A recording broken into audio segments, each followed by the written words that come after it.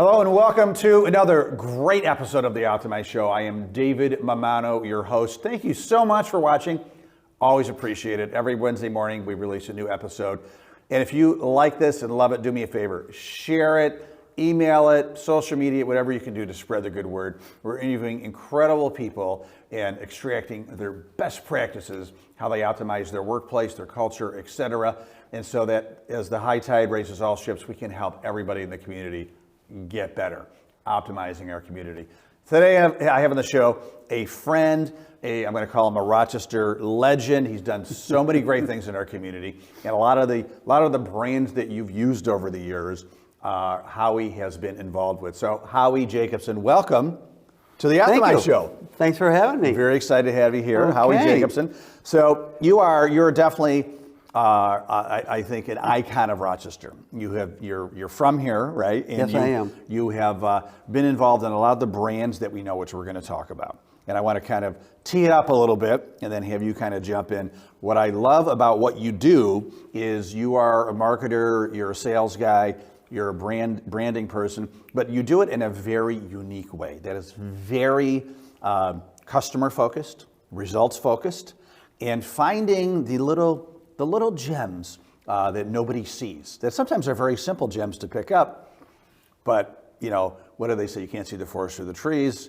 and you help them do that. So excited about that. So your current company, which you've been doing for 16 years? 16, yeah. Almost 18 years. Almost 18 years. Yeah. So Red Rock, 1886. Yes. And that is marketing, sales, branding, consulting company, whatever. Helping a business succeed company, maybe is the best way to say it, right? Yes, help them optimize. Yep, help them optimize. I love it. You have been with some great companies, with Dixon Schwabl, which you'll talk about. We all remember those horses. They're still around, right? A lot of the companies still have the horses in front of their. There's still about 50 that still can be seen if you drive around. Yeah, they're beautiful horses. You were very instrumental in High Falls Brewing, which is Genesee, our beloved Genesee, which years ago was in a lot of trouble. We might not be drinking Jenny beer right now if you didn't step in. You wouldn't have been drinking Jenny made in Rochester. Right, yeah. And that was going to be a terrible disaster. It's got to come out of the Genesee, or it's not Jenny, right? Well, a lot of jobs depend on making, and it's great beer. Yeah. It really is great beer. Yeah, you said a bad reputation, but I got to tell you, when I have a Jenny Light, it hits a spot. That and the cream ale. The cream ale. My dad used to drink that all the time. Constellation Brands, which is now, it was the largest distributor of wine and spirits in the world, I believe. Yeah, it's right up there. Right up there. But it was Canandaigua Wine Company. When you started there, it was a little wine company. In run 1980, by Marvin it was Sands. Marvin Sands. Created an amazing little company that obviously became very big. Yeah. And I was fortunate to be around him. Yeah. And his boys. Yeah. And, they've done okay now. Yeah. They've done okay. Yeah. So just a quick little note, I totally want to jump in. It's just a quick little story about founders of companies. And we all think of Constellation Brands being such a large company now. But I remember in 1991 when I graduated college, I was in radio sales working for a station called Wish 95. We had no ratings, a lot of cold calling. I didn't know what I didn't know. I called this guy named Marvin Sands, who owns a company called Canandaigua Wine. I'm 21. I don't know. He's not there. I leave him a message, and then I get back in the office, and the receptionist is like, "Dave, Marvin Sands called you." I'm like, "Oh, great. Yeah, I left him a message. Do you know who he is?" I'm like, "Yeah, he owns Canandaigua Wine, right?" She's like, "He's kind of a big deal." I'm like, "Oh, cool." Call him back, pick up the phone. We have a great conversation, super nice to this punk little 21-year-old kid, and puts me in touch with the marketing director, and we take it from there. But I thought it was always a great lesson that, someone who is so successful and was really successful at that time could be so nice, right? And Marvin answered his calls. He did. And when I joined the company, he took me to meet all of our customers. Mm-hmm. It's one of the first things that I did. Oh, wow. Okay. And I'm kind of new. And he's introducing me to the customers. And he said, if you try to call me and you can't reach me, you can call Howie. Right, yeah. So we leave a couple of these meetings, and I said to him, when people are going to call me, what am I going to do? Yeah. He said, well, you're going to answer their call, and if you don't know the answer, tell them you'll get right back to them. Yeah. And then you'll come and find me. Yeah. Okay, that's pretty simple. Right. And what I loved was for the whole time I was there, people knew that I was going to answer their call and that I would get back to them, which was a difference that a lot of people didn't do. Yeah. So I didn't, it was a basic concept, but it was a really great lesson that he taught me. Just get back to people. Yeah. And obviously those were the building blocks for, an incredible company, and that he was building the DNA of the company. Yeah. Right? It's true. Yeah, very exciting. So let's hear about you. I want to hear about your journey. So you did some great things here in Rochester, born and bred. I'd love to hear a little bit about how you got started in doing what you're doing to help people with sales, marketing, et cetera. Well, early on, I wanted to be an entrepreneur. Mm-hmm. And I was. I didn't really know what I wanted to do. Mm-hmm. I grew up in a family business in Rochester. What was the business? Jacobson Meats, which was founded in 1919. Mm-hmm. Wow. And my grandparents started a business. My dad went into the business. Mm-hmm. And like anybody else, if you're the oldest son in a family, you're in that generation, you're the next one in. Yeah. I had a little different idea, and my grandparents were supportive of that. Mm-hmm. Go find your way. Yeah. And then my grandparents figured you'll come back. Yeah. And when I graduated from college, I went to Cornell Ag School. Mm-hmm. I got very interested in becoming a swim coach and a swimming teacher. A little bit different than meats? Yes. And I went to Springfield College to get my master's in physical education. Mm-hmm. I was going to be a gym teacher. Okay. I don't really know why that appealed to me, but at the moment it did. Right, yeah. It didn't appeal to me very quickly afterwards. Yeah. And I ended up coming back to my family's business, which was sold to Wegmans in 1972. Wow, okay. And I went to work there. But and they were wonderful to me. Yeah. I learned a lot. I got to sit in on meetings and listen to Bob Wegman. And Danny. Oh yeah, every Monday they have a meeting. They go through the sales for the week in every store. Yeah, I got to sit in and listen. Yeah. And Bob Wegman was wonderful to me, and he said, I'm not looking for you to speak. I just want you to listen. I want you to learn about our business. Yeah. Okay, I got to do that. I still had my itch to become an entrepreneur, and I left after 6 months. Okay.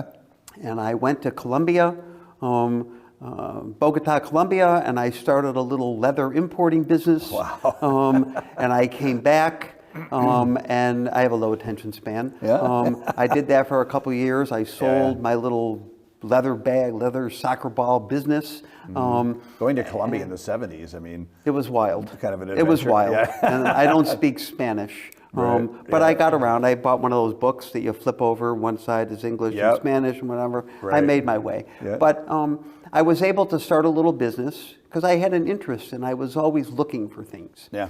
And when I came back, I decided that I would use my food talent and Bristol Harbor was looking to start a restaurant. I started a restaurant there, obviously with my attention span. It lasted 2 years, the Eagle's Nest, and then it was sold. And then I decided I would go into the liquor business. So I opened up a wine shop. Yeah. Okay.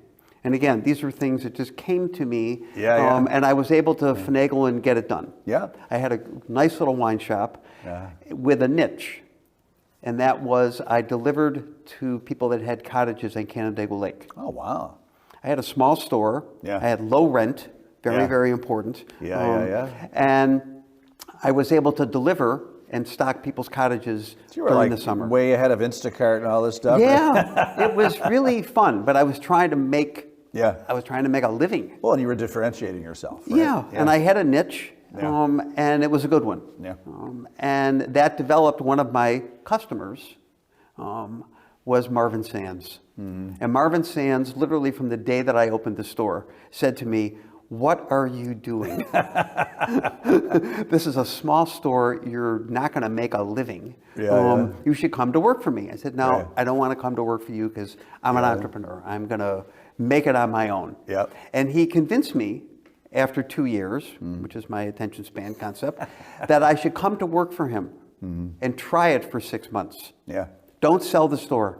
See if you like it. I'll give you the feeling of being an entrepreneur in my business. Because we're going to develop some brands, and I need entrepreneurial thinking. Okay. So he had a liking for you, just a hunch. So I was around. He put me through a great training program. I got to listen and watch and learn how the wine was made, how they bottled it, how they shipped it, met with customers. And the great thing is that I was there for 40 6-month periods. So I was there for 20 years.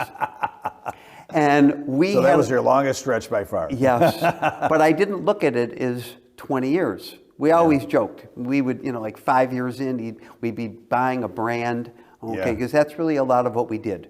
We bought brands that were sick, not doing well, and we resuscitated. So, you need good ideas. You need to spark things to get some of these brands to continue to live. And he would always say to me, so you're going to be here another 6 months, right? Yes, I'm staying 6 more months. Wow. So we had a very good time, and we resuscitated a lot of brands. We created Sun Country Wine Cooler in the 80s, which was a rocket ship. We bought Manischewitz. We bought Inglenook, Almaden, Quabari, Cook Champagne, Taylor, Gold Seal, Widmer. What was that rosé wine? Well, we represented Matus. We represented Matus from Portugal. That was our first import. Of that company, Canandaigua Wine Company. We were looking for an import. And we couldn't get anybody to work with us. So he started making his own wine, but then also started buying brands. After World War II, when he came back, and his Marvin Sand's dad, Mac, was in the wine business. And Marvin bought Canandaigua Industries, which had wine, and they made wine for other people. And they developed the brand Richard's Wild Irish Rose and many other brands. And then we had J. Roget Champagne that we created on our own. But most of what we did was buy brands that weren't doing well. And that was a good lesson, because if something's not doing well, you've got to figure out a way. And I think that's why Marvin and I hit it off, because I hired really smart people around me, and I was able to do what I do well. I like to spark ideas. I'm not a know-it-all. I don't have all the great ideas, but I can spark something that maybe even will spark somebody else to come up with something, which is really a lot of what I do today.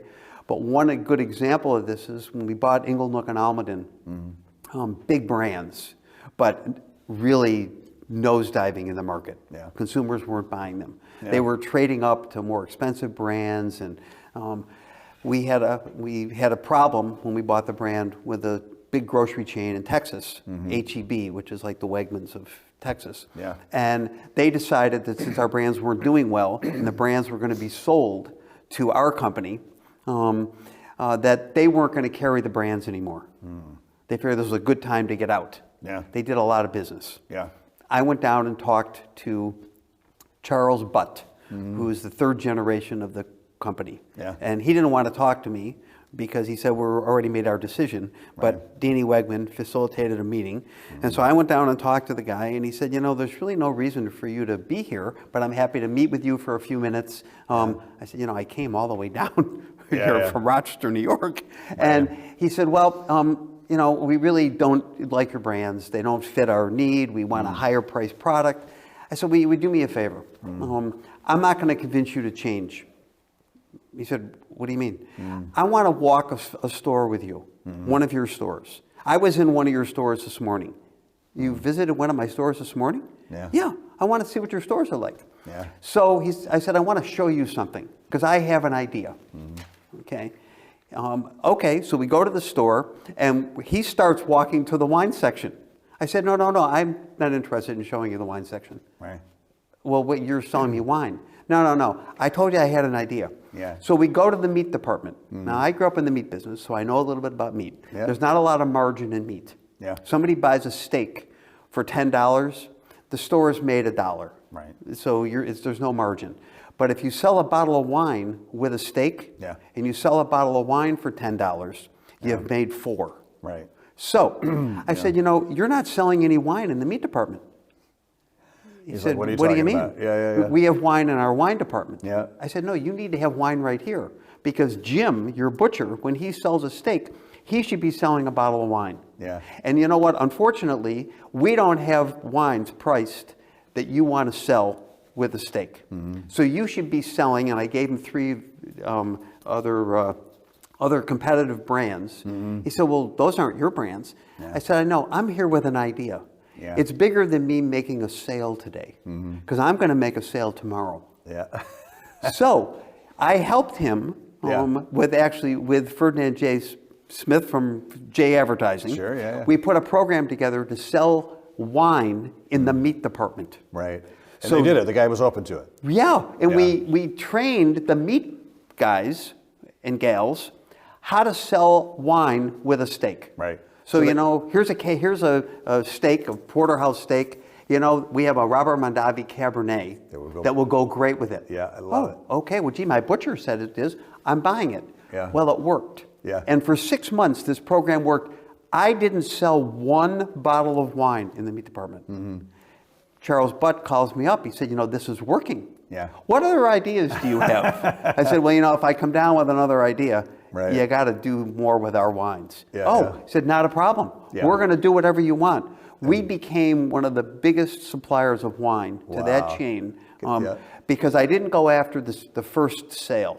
Yeah. I wanted to have You him, helped the using your customer. word, optimize Yeah. their business. Yeah. My brands are going to come, Right. but I just don't need to get it today. You knew if you helped them today, you'd be able to sell them something tomorrow. Yeah. Yeah. And that's been a lesson for me. Yeah. That What did Zig Ziglar say? People don't care what you know until they know that you care. Yeah. And so he was like, Howie, he's not even trying to sell our wine, he's trying to help me. Yeah. And then you did. And he's like, all right, come back. There's a lot that can be said about that, to optimize not only somebody's business, but also your relationship with somebody. Yeah. Because when somebody doesn't feel that they need to, they're not being sold. Yeah. I want somebody to buy from me. Yeah. I don't really want to sell you something. Right.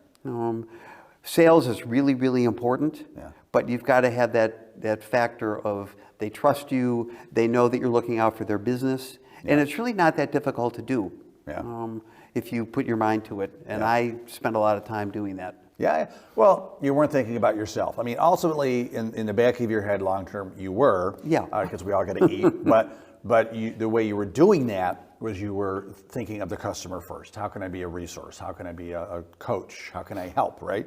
Yeah. A guide. You're almost like a guide to these people, right? Well, and it's one of the things in my practice. I view myself as an advisor. Yeah. And so I can advise. I'm not a know-it-all. I don't have all the answers. I can give you some advice built on experience and expertise. Yeah. But the not a negative, but as a consultant, people often think consultants have themselves first because they're charging you a chunk of money to be a consultant and then don't have, the wherewithal to be committed. Right. Okay. I like to, I'm happy to be part of what's going on. Yeah. I want to watch it. I want to go live it. I want to go into the store and see what's happening. Yeah. Well, so that's a great story. And I think another one of the benefits of you is you're a great storyteller. I love your stories, right? And you've got some great ones. And so you also, we're kind of a knight in shining armor to, as we talked about a little bit, Jenny Beer, High Falls Brewing. So tell us about that, because for a while it wasn't doing well, maybe going away, and you and some other people bought it, right? In the late 90s, the Genesee Brewing Company was a family business, owned by the Whaley family. Forever, they built an amazing business. They had 300 employees working on St. Paul Street. And one of the largest breweries in America, even though it was like mostly Rochester, right? Rochester, Buffalo, upstate New York. They had a few other markets, but really the strength was here. Yeah. and people were proud to drink a Jenny. Yeah. And that's the interesting thing about beer. People drink their brand, they show their brand. Yeah. So they show their can, they show their bottle. Yeah, it's like their football team, right? Yeah, it's different than proud. wine. You don't know what brand is in a glass of wine. Right. So people are proud to hold their bottle. People had lost their pride in Genesee. Yeah. And in the 90s, things changed because a lot of imports, drafts were expanding, and Genesee was losing business. Yeah. They put the brewery up for sale in the late 90s. And there was a group out of Texas that was buying regional brands and going to close the breweries and produce the products in Texas and then ship them back to the markets. Right. Well, they got a good offer, and they decided, I read about it on a Thursday, that Genesee Brewing Company was closing. They were selling the brands, 300 jobs were gone. And I happened to be at a party Friday night. Now, I'm a non-beer drinker. I just don't drink beer. I drink plenty of alcohol, but I just don't drink beer. Yeah. And so I was at a party with a couple of people, and they were all talking about how terrible this was, and somebody should do something. A group should buy the brewery. And so somebody said, "Well, why don't we all get together Monday for lunch? We'll go to the Valley Club for lunch." Yeah. So I raised my hand. Okay, I'll go. Yeah. And I went. And there were 10, 12 people that had lunch, and we all talked about it. And at the end of the lunch, 3 people were left. Myself, John Henderson, and Tom Hubbard. And we decided to make an offer, match the offer that these people in Texas made, and keep the brand in Rochester, have the beer being made here. Yeah. We spent about 8 months getting organized. Doing the deal. Yep. Hubbard being a banker, Henderson was into finance. I'm not. Okay. Yeah. I'm the marketing guy. I'm the spender. So they got to find the money. And you know enough about alcohol to be dangerous, right? Yes. And so we ended up buying the brewery. Yeah. Crazy. And we changed the name at the time because we wanted to be more general. We didn't want to be the Jenny guys. We changed it to High Falls Brewing Company. We were doing contract packaging. We were making Sam Adams. We were making a lot of other brands. Brooklyn beer was brewed there, right? Yep. Which is kind of funny, right? Yep. And the interesting thing is that in doing the diligence, I was concerned because I don't drink beer. I don't know if the beer is good, bad, or indifferent. Yeah. So the guys at the Dinosaur Barbecue, this is a good story, funny. Yeah. So Dinosaur Barbecue, I said, will you guys do me a favor? For 1 week, I want to switch the taps. Coors Light and Jenny Light. By mistake. I'll pay for all the beer, but I want to switch the taps. Every time somebody orders a Coors Light, they're getting Jenny Light. Yeah. And every time they order Jenny, they're getting Coors. I want to see if people really know the difference. Yeah. So we start. Monday lunch. Yeah. They're pouring Coors Light. And Coors Light is they were going through like maybe 20 kegs a week of Jenny Light. Yeah. Okay. I mean, of Coors Light. Of course, yeah. And 2 of Jenny Light. Yeah. So they start pouring. And the guys told me, they said, this could be a disaster, because people don't like the beer. No one knew the difference. Nobody knew anything. People are drinking Coors Light, they're getting Jenny. Yeah, so I'm going in at lunch. No one said one thing. I'm going in at lunch. Oh, can I buy you a Jenny? No, I drink Coors. We just try it. So they would pour them a Jenny Light. It was Coors. Yeah. Now I like my Coors better. So I got very excited that the quality of the beer was great. Right, yeah, that was your little experiment. Huh? So that was very good. And all of a sudden, we needed a big marketing idea. Okay, and I talked to Bob Wegman, who told me that the brand was not doing well in the stores, and he was thinking of, giving us less facings.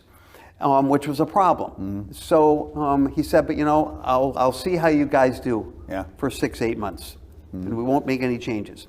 So at that time, I contacted Lauren Dixon from Dixon Schwabl with an idea that she and I had talked about doing a knockoff of Cows on Parade, which had happened in Chicago with painted fiberglass animals. We did horses. So we're going to do horses, and I'm talking to, I got to sell horses. Okay, right. I got to sell, fiberglass white, unpainted horses. Right. Okay. So we want to have a press conference. It's like anything else when you go public. You got to have some sold. Yeah. So I'm going around talking to people. Okay. I go to Danny Wegman. I go to John Ledestri. I go to a whole bunch of people, and they're like, "What? What are you talking about? What do you do?" I said, I just need you to spend $5,000. Yeah. It's not a big deal. Just trust me. Just buy one. Just trust me. Right? So we ended up selling, at the end of this project, we sold 172 horses. Wow. We had over 200 local artists paint these animals. They were everywhere. Beautiful, too. What did it do? Okay. It helped sales a little. Yeah. But the feeling for Genesee Yeah. was so strong. Yeah. And it also gave us a platform in the country. We were now competitive. Who's sponsoring this big event? Because animals, events like this were big around the country. Yeah. So we held on to our market share. We were growing a little bit in Rochester and Buffalo. And it was great. And we added some new brands. And from 300... Michael Shays, I remember, right? Yep. From 300 employees... 2 years later, we had 400 employees. Wow. It was awesome. And the plant would have been shuttered. Yes, gone. 300 jobs. And it's still, gone. all these years later, now it's still kicking. And, because I have a low attention span, I sold my shares and moved on. Actually, I became the managing partner of Dixon Schwabl. And in addition, we formed a company that did horses on parade type projects around the country. Yeah. We did 12 projects around, just like this in Rochester. It was great. We did lighthouses, we did elk, we did all Did Buffalo kinds have of, one? I would imagine they have the Buffalo. Did Buffalo. Yeah. And actually, we didn't do that project, but I sold them the buffaloes. Yeah. So they bought 125 buffaloes from me. Cool. Yeah. I was going to say, if any city in the country should have one, it should be Butler. Yeah. And that was great. But that was a wonderful experience. And then from there, I got involved in the advertising business. Yeah. I became the managing partner of an amazing agency. Yeah. We became the #1 best place to work in America. Dixon Schwabl. Yeah. A #1 in America, small company. Yeah. Very cool. No, learned a lot about... A lot of pride locally for Dixon Schwabl. Yeah. I mean, really, Yeah. it was an awesome concept. Yeah. And I enjoyed my time there, but I learned something early on, which there's a lot of companies that want an agency to help them when they start. Yeah. And they have no budgets. Yeah. They have nowhere to go. Yeah. You can't go to a top agency and say, I have no budget, but maybe you can, figure out a way to work with me. Yeah. Nobody's going to spend their Well, for time. your startup, you don't have the money. Right. Yeah. So I saw this little thing happening early on. And I said, geez, they could meet with me. I'll listen and give you some ideas based on my experience and my expertise. Yeah. But you do have to pay, but only for my time. So I sold my time in hour blocks. Yeah. And it was an amazing learning experience for me because there's dozens of people that want this opportunity. And so in 2012, I went totally on my own. I've been doing this for 18 years now, where I advise startups or small companies that want to grow and help them optimize. And come up with an idea, see what they don't see, and listen to what their problems are in sales. Yeah. If they've got finance trouble, you really don't want to talk to me because I'm a rounder. I'm not an accountant. Rounding up. I spend money. Yeah. But we all have our one thing, right? Yeah, but going out in the marketplace, very often if I have a company that comes to me and they are generating some business, I want to go meet with one of your customers. Yeah. That's the first thing I want to do. Yeah. I don't need to talk to a principal. If you are selling a product to a store, I want to go see it. Yeah. I want to see what it looks like. Yeah. And don't bring your package and show me your package on my desk. Yeah. I want to see it in the environment. Right. And so that has developed into a very interesting evolution that's optimized my business. Yeah. I get products all the time in the mail. People send me their products. What do you think of our package? Oh, wow. What do you think of this? Yeah. And you're like, for $2.50 an hour, and we'll have a conversation. Exactly. And it really is beneficial because I don't like to look at a package in my office. If you have a product the last place you're going to make a sale is in your office. Right, yeah. Of the package. It's a consumer. Yeah. So what does it look like on the shelf? Yeah. So I work with some stores that will allow me to put products on their shelves just for, like 10 minutes. Yeah. Just so I can see it. Yeah. So I can really feel, okay, here's what you look like against a competitor. Right. Okay. You don't see something. A color may not be right. The font may not be right. There's small things that influence us. I'm a consumer. Yeah. I shop. Yeah. Okay. And actually, I really don't shop. I buy. Okay. I can't go into a store without buying. Yeah. I feel I'm being disrespectful. Right. But it's Your parents raised you nice, right? yeah. But it's an interesting thing in this. And I love the word that you use, which is optimize, because how is it that you can optimize? Yeah. There's no question that I'm trying to optimize my work time. Okay, but I need to be energized. Yeah. At the same time, I want to be optimized. We're going to be jazzed about it. Yeah. Yeah. And I want to learn something. Yeah. So as much as I want to help somebody optimize their business, and I want to learn. Yeah. So I can get somebody energized. So those are components that I think people like and mention when they say, "Oh, I work with you," or they like to work with me. It's because there's energy. I'm interested, and I can spark an idea. Yeah. And hopefully, I can spark an idea that my customer or my client says, "Oh, that just made me think of something." Yeah. Good. Yeah. Because you came up with this idea. That's building it, right? Yeah, because you probably know more than I do. Yeah. Because I'm not going to know anything a lot about your products. Right. And I don't really get into the minutia. Yeah. Because to me, it comes down to, can you make a sale? Yeah. And that's where your businesses get optimized. And everyone's in sales. We all got to That be is selling so something. true. That is so true. Well, I think one of your really unique talents is, we'll use the word again, optimizing ideas, helping people because they're in their business every day, helping them see the forest through the trees. The guy at the grocery store by putting the wine with the meat. He wasn't going to think of that. Right? No. He wasn't going to think of that. No. Genesee Beer, they weren't going to think of the horses on parade and rebuilding the brand that way, and all these little nuggets of these ideas are, and you yourself have said, it's not like, I think you just said it, it's not rocket science. It's just like you were able to see something that they weren't able to see and monetize it into something that could grow the company. And it's very creative, switching the taps on the beers. They wouldn't have thought of that. Yeah. No. And going to visit bars for beer is very different than wine. Yeah. Because people pour wine into a glass, so nobody knows. Yeah. Do you want white wine? That's how people Yeah. were talking in the 90s and 2000s. And one of the things that I noticed going to bars, because that's where Genesee was sold, is that on the tables, Budweiser and Coors would have like a 6-pack, and they would have the mustard and ketchup and everything would be in a. Right. So their brand would right on the table. Yeah. We didn't have that opportunity. Yeah. And I'm looking and I'm thinking, wow, French's mustard's on the table, Heinz is on the table. Yeah. We happen to have a brand called Honey Brown. Yeah. Well, Baldwin Richardson, which is a food company in Rochester, Yeah.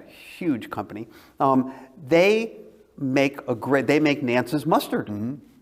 I'm like, we could have a Honey Brown mustard, and we could give it away to bars, and we would have our brand name on a table. Right there. So I called them, and I happened to talk to the president of the company at the time. I called Eric, and I said, I want to make a mustard. I want to make a Honey Brown mustard. He said, great. So how much are you planning on selling? How many units?